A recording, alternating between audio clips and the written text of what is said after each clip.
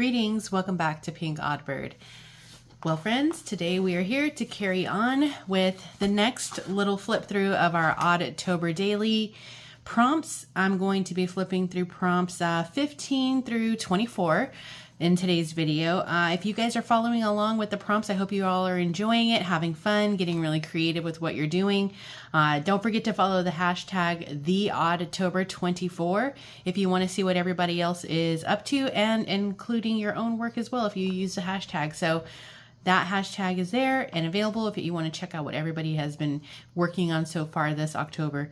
So let's go ahead and get started. All right, friends, so today we're going to carry on with another little flip through. We last left off on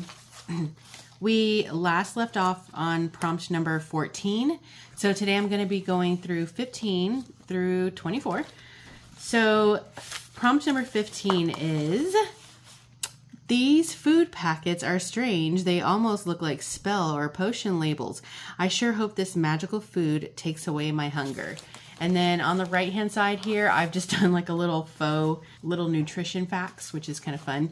And then on the left side here, I made these little food packets, and you could really technically still use these as tags, so you can write on the backs of these. But I filled them up with like a bunch of like scraps that I had around, like fabric scraps and thread scraps, just so they have a little bit of like bulk to them. And then I used these little kind of what look like potion labels. And then of course I distressed them and used the decal scissors to make them look like food packets, kind of like what I did on prompt number 14, just larger size. So prompt number 16. The food helped with more than my hunger. I fell asleep and woke up to a huge bird calling from the window. It's carrying what looks like a map. And so of course we have my favorite little raven here. I add a little moon and some stars, and then there's the little map. And then over here on this side, prompt number 17, I take a closer look. It looks like there's a house located somewhere here in the woods. Maybe this person will help me. And so we have our little cottage in the woods here. I just added some of this like filigree kind of stuff that I have as my Halloween decor. And then a little cat with a pumpkin sitting outside of the cottage. Prompt number 18. I set out in the foggy morning. It was a gloomy morning. The forest is full of life. I'm seeing animals everywhere, but the animals look off. So I used this scrapbook paper that I have where all the animals are like skeletonized. And then I used the cheesecloth to make it kind of look like fog, kind of like hovering around the little skeletonized animals. So here we have my little writing that I did in, and it says, "Thank goodness I was able to get some rest and food. I hope it'll keep me sustained for whatever comes next. Oh, what is this? An amazing little raven has bestowed a map upon me. How cool. I wonder where this map will lead me. It looks like it may be a cottage. Maybe this will be maybe there will be some help in my near future. I'll take my chances. Let's see what this cottage has in store for me." This place is so unique. There are so many interesting animals here, and look at these little cool mushrooms. I'll take those for the road. Oh my gosh, trolls. Please don't let them hurt me. Dang, that was close. On to the cottage. So here on prompt number 19, we have, this is strange. I've got to get to this house. I spot a mushroom patch and decide to pick a couple in case I get hungry later. While I'm picking, I also spot a skeleton key in the dirt.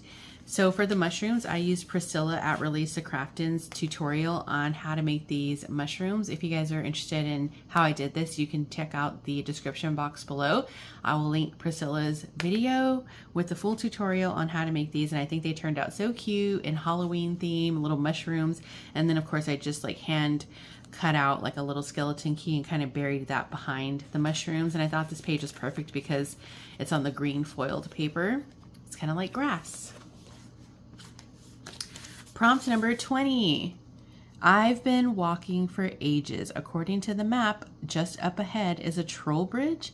That must be a typo. So I drew a little troll bridge. It's got a little river on the side, some bushes, and then of course the road that goes underneath. And then prompt number 21. Despite my doubts, I must keep going. As I get closer to the bridge, to my surprise, I see 3 large lumbering beings. And so I decided to just draw 3 different kinds of like little trolls here. They all have the same outfit, just very basic because I am not a drawing type of artist. Prompt number 22. Trolls. They tell me they're hungry. I do the first thing I can think of and offer up the mushrooms I picked. Satisfied, they let me cross, and up ahead, I see a little cottage.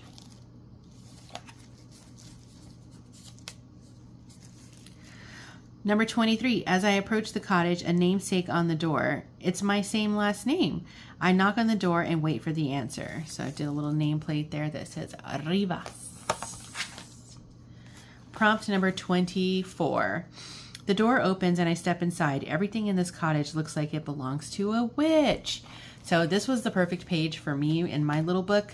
This is the center of the signature and it says Fright Night at the top and a big pumpkin. And then I just added some like stickers here and there.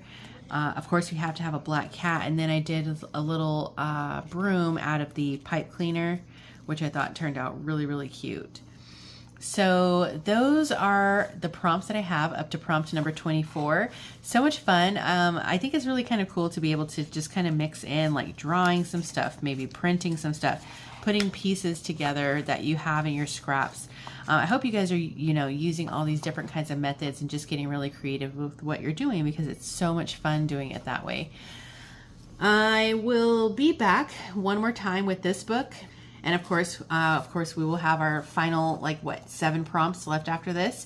And then we'll have our giveaway at the end of the 31 prompts.